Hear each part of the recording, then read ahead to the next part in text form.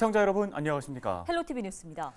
네, 김난영 아나운서도 네. 14일에 재난 안전 문자 받았죠? 그럼요. 주변에 동시에 막 여러 전화기에서 삐삐 경보음이 울리던데 알고 봤더니 이제 제주 서귀포 남서쪽 해상에서 발생한 지진 관련된 경보음이었죠. 네, 이번에 발생한 지진 규모가 4.9라고 하는데 네. 제주에서 발생한 지진 중에서는 역대 가장 강력한 네. 규모였다고 합니다. 건물이 흔들릴 정도의 진동을 느낀 분들도 많았다고 하는데요. 전남과 부산 지역에도 이 여파가 감지됐다고 합니다. 인근에 계신 분들은 여진에 대비하면서 관련 정보를 계속 확인하셔야겠습니다. 네, 모두 아시겠지만 지진이 발생할 경우에 일단 떨어지는 물건에 몸을 다치지 않게 머리를 보호하고 식탁 아래에 일단 몸을 숨기는 것이 좋고요. 그 이후 진동이 멈춘 후에 이동을 해야 안전하다는 사실을 기억하셔야겠습니다. 헬로티비 뉴스 시작하겠습니다.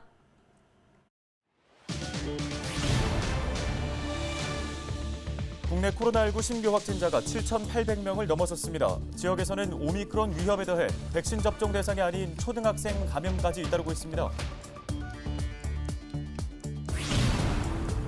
최근 수도권 매립지 관리공사가 지자체 설문조사와 함께 직매립 기한을 오는 2030년으로 연장하자는 입장을 보여 인천시가 일고의 가치도 없다는 입장을 내놓았습니다. 국민의힘과 무소속 김포시 의원 6명이 김포시에 대학병원 유치 관련 공문 열람을 요청했지만 비밀사항이라는 이유로 김포시가 거부했다며 시정을 요구했습니다. 부천 상권활성화센터가 부천산업진흥원 내에 문을 열고 소상공인과 자영업자 지원 업무를 시작했습니다.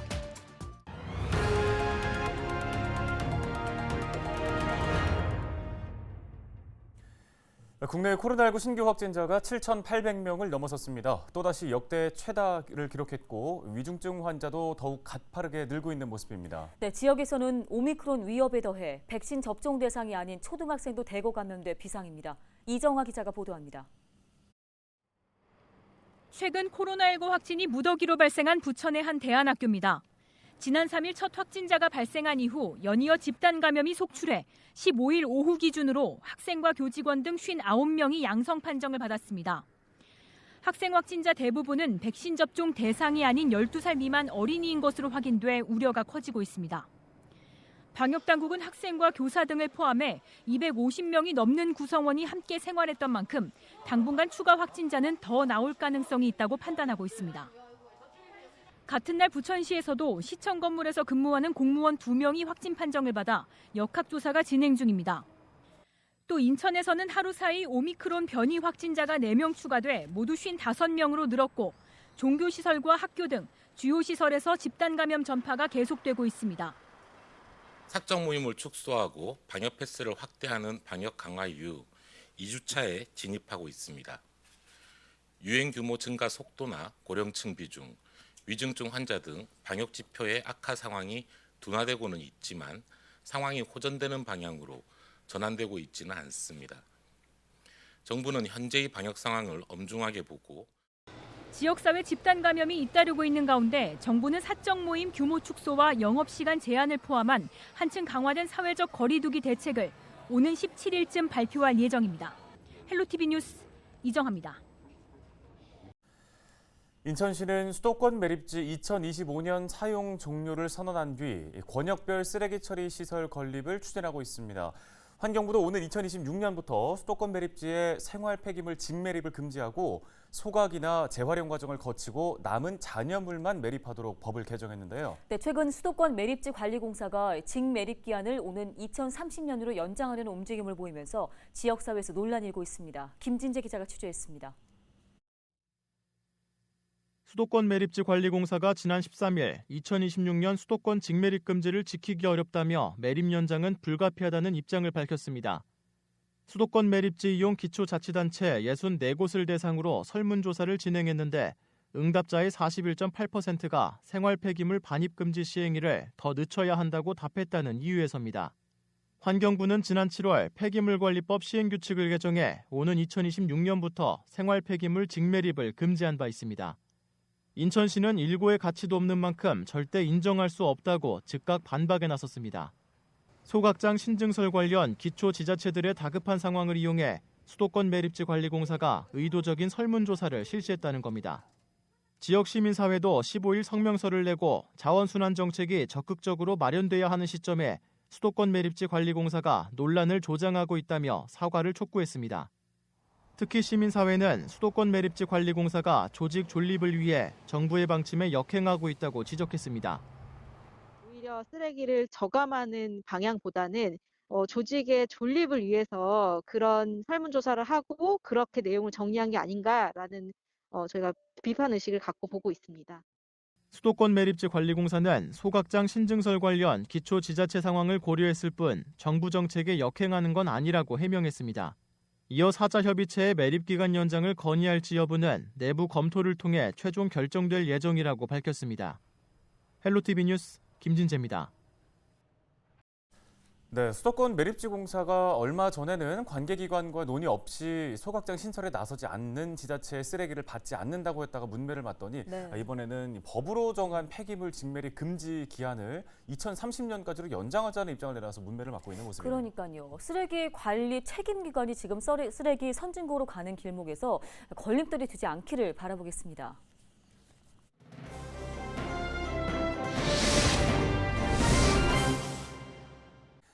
네, 이어서 키워드 뉴스입니다. 오늘의 첫 번째 키워드는 열람 거부인데요. 김포시 의원 일부가 시책에 관한 자료 열람을 거부당했다며 김포시에 시정을 요구했습니다. 국민의힘과 무소속 김포시 의원 6명은 시민들의 관심이 높은 대학병원 유치 관련 공문을 공식적으로 열람 요청했지만 비밀사항이라는 이유로 열람 요청을 거부당했다고 주장했습니다. 또 김포도시관리공사에서 추진 중인 도시개발 사업들 역시 기밀이라는 이유로 자료 열람을 거부당했다고 밝혔는데요. 이들 의원들은 15일 성명을 통해 의회가 요청한 자료를 열람할 수 있도록 조치하고 같은 문제가 반복되지 않도록 시정해달라고 집행부에 요구했습니다. 네, 다음 키워드는요. 상권 활성화입니다. 부천 상권 활성화센터가 부천산업진흥원 내 문을 열고 본격적인 업무를 시작했는데요. 개소식이 지난 14일에 열렸습니다. 그동안 지역 소상공인이나 자영업자의 어려움을 듣고 상담하는 곳이 없어서 아쉽다는 목소리가 많았는데요. 센터 개소를 계기로 장기간 코로나19로 인해 경영난을 겪고 있는 소상공인과 자영업자를 위해 상담이나 지원 등을 강화한다는 예정입니다. 최근 소비 경향을 반영해 전통시장 온라인 주문 배송을 지원하는 등 판로를 확대하고요. 비대면 주문과 결제 시스템 등을 새롭게 갖추는 일부터 추진한다고 하네요. 네, 이번 키워드는 활용 방안입니다. 반환된 부평 미군 기지의 활용 방안, 부평 지역의 주요 이슈 중에 하나죠. 15일 부평구청 중회의실에서 부평 미군 기지 반환 부지 활용 방안에 대한 논의를 하는 자문협의회가 열렸습니다. 회의에 참석한 인천시는 부평 미군 기지의 반환 추진 경과와 개방 확대 방안 등에 대해서 설명했는데요. 부평구는 부평 미군기지 개방 부지의 환경 정비에 대해 또 한국환경공단은 부평 미군기지의 오염장과 추진 창업에 대해 발표했습니다. 부평구는 주민들의 의견을 인천시에 전달하기 위해 부평 미군기지 반환 활용 자문협의회를 구성해 운영하고 있습니다.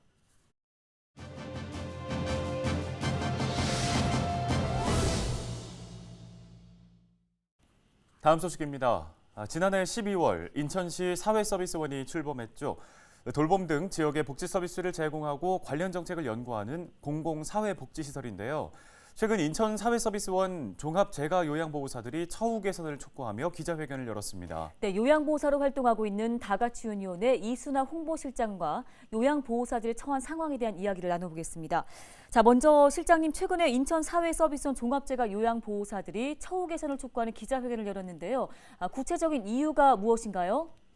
네, 저희 기자회견 주 내용은 임금 삭감 없는 8시간 전일제를 요구하는 기자회견을 열었고요. 지금 현재는 시급 1,150원에 교통비 650원을 지급받아서 1시간당 1,800원 내 일한 시간을 곱해서 그 금액을 급여로 받고 있습니다.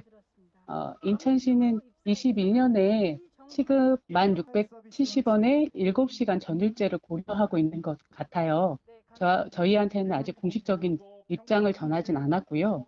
근데 이 안은 사실 임금이 삭감된 안이고 하루 근무 시간도 8시간이 아닌 7시간으로 인정되고 있는 부분입니다. 이렇기 때문에 지금 인천시가 고려하고 있는 이 전안의 내용이 실제 요양보호사의 임금을 삭감하는 내용인 거고 현재의 금액보다 게다가 하루 근무 시간도 8시간이 아닌 7시간으로 고려하고 있어서 저희가 이번에 임금 삭감 없는 8시간 전일제를 요구하는 기자회견을 열었습니다. 네, 종합재가 요양보호사분들의 근로 여건이 열악하다고 주장하셨는데요. 구체적으로는 어떤 정도인가요? 예, 그날 기자회견 할 때 저희가 현장 증언에서도 말씀드렸듯이 저희는 하루 한 달 동안 서비스 시간이 얼마가 될지 알 수 없어서 매달 월급이 얼마가 될지 알 수 없는 불안한 상황 속에 놓여 있습니다. 그나마도 서비스가 중간에 중단되면 월 40시간만 인정될 뿐 급여가 정상되지 않고 있는 상황이고요. 더구나 코로나19 긴급돌봄, 틈새돌봄 등은 일정한 시간이 지나면 서비스가 종결됩니다. 그렇기 때문에 서비스가 종결되면 급여를 받을 수 없어서 실제 저희가 근로계약은 정규직으로 근로계약을 작성했지만 사실은 무늬만 정규직이고요. 민간에 있는 시급직보다 못한 처우를 받고 있습니다. 급여뿐 아니라 저희는 그 서비스 이용자의 자택이 부평에서 남동 그리고 미추홀, 동인천까지 인천의 전 지역에 걸쳐 있어요. 그렇기 때문에 중간에 서비스를 이동해야 되는 상황이거든요. 그런데도 이 시간이 근무 시간으로 인정받고 있지 못합니다. 거기다가 저희는 민간 재가센터에서 기피하는 대상자들도 저희가 서비스를 다 수행을 하거든요. 이렇게 힘겨운 대상자들을 돌봄 노동자들에 대한 보호 대책은 아무것도 없습니다. 저희가 조현병 환자 등 우울증을 앓고 있는 이런 분들도 다 서비스를 가는데 이런 환경들 때문에 요양보호사들이 이런 환경 속에서 근무를 하다 보니 아무리 채용 공고를 내도 지금 현재 정원을 채울 수가 없습니다. 이러다 보니 노동자들이 돌봄 현장을 떠나고 있는 현실이 지금 현재 존재하고 있고요. 네, 이런 현실 속에서 근무를 하고 있습니다. 예, 그렇다면 이 처우 개선과 관련해서 인천시와 논의가 된 게 있는지 궁금하고요. 기자회견 이후에 인천시의 반응이 나온 게 있습니까? 공식적인 입장은 없었습니다. 저희가 전해들은 바는 없고요. 여러 채널을 통해서 고민하고 있다는 얘기만 어쨌든 전에 들었을 뿐이고 아직 공식적인 입장은 듣지 못했습니다. 네, 이제 앞으로의 대응 계획은 어떻습니까? 네, 이제는 요람에서 무덤까지 돌봄 서비스가 보장되어야 하는 시대가 지금 도래하고 있죠. 돌봄 서비스가 이제 국가 책임제로 가야 한다는 논의들도 활발하게 진행되고 있고, 그렇다면 이 시행 주체는 저는 지방 정부일 수밖에 없다고 생각합니다. 좋은 돌봄으로 표현되는 그 서비스의 질은 곧 저는 인천 시민의 권리이기도 하다고 생각을 하거든요. 그래서 돌봄 노동자에 대한 처우 개선을 바탕으로 했을 때 서비스의 질이 제고되어야 되고 이랬을 때 인천 시민에게 좋은 돌봄 서비스가 돌아간다고 생각합니다. 그래서 서비스의 질을 얘기하려면 돌봄 노동자의 처우 개선이 우선되지 않는다고 하면 현실적이지 않다는 거죠. 그래서 저희 노조는 그 노동자의 처우 개선뿐만 아니라 인천 시민의 돌봄 서비스의 공공성 확보와 서비스의 질 개선을 위해 노력할 것이고요. 그래서 인천 시민에게 진정한 인천복지 드림이 될 수 있도록 많은 시민 여러분들의 관심과 애정을 부탁드립니다. 네, 인천 사회서비스원 종합재가 요양보호사들의 처우 개선과 관련된 이야기 다가치 유니온의 이순화 홍보실장과 함께 이야기 나눠봤습니다. 다음 소식입니다. 청소년을 대상으로 불법 대리 입금과 대리 구매로 고금리 이자와 수수료를 챙겨온 14명이 경기도 공정특별사법경찰단에 덜미를 잡혔습니다. 경기도 특사경은 SNS를 통해 청소년에게 접근해 돈을 빌려주고 연 이자율 5,000%가 넘는 고금리를 받은 대리 입금자 11명과 미성년자에게 술과 담배 등을 대신 사주고 수수료를 받은 대리 구매자 3명을 적발했다고 밝혔습니다. 이들이 빌려준 대출 규모는 7억 원에 달하고 피해자는 1,600여 명에 이르며 적발된 14명 가운데 3명은 미성년자인 것으로 알려졌습니다. 특사경은 청소년들이 대리 입금이나 대리 구매를 하게 되면 개인정보 유출은 물론 폭행이나 협박 등 2차 가해로 이어질 수 있다며 주의를 당부했습니다. 헬로티비 뉴스 마칩니다. 네, 시청해주신 여러분 고맙습니다.